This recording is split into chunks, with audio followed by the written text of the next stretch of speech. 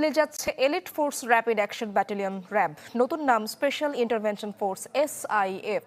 প্রধান উপদেষ্টা ডক্টর মোহাম্মদ ইউনূস নতুন নামের প্রস্তাবে চূড়ান্ত অনুমোদন দিয়েছেন। স্বরাষ্ট্র উপদেষ্টা জানান, নাম পরিবর্তনের আদেশ জারির পর নতুন নামেই বাহিনীর সব কার্যক্রম পরিচালিত হবে।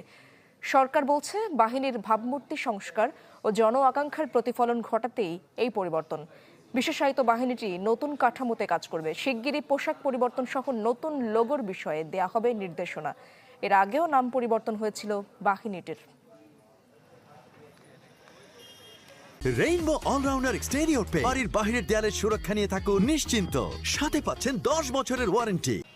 আজকে থেকে এটা নতুন নাম করা হচ্ছে স্পেশাল ইন্টারভেনশন ফোর্স SIF। এটা সুপারিশ করেছে এবং মাননীয় প্রধান উপদেষ্টা এটা অনুমোদন দিয়েছে। এটা তো নামটা আজকে হয়ে গেছে, এরপরে একটা সরকারি একটা অর্ডার হবে, তারপরে SIF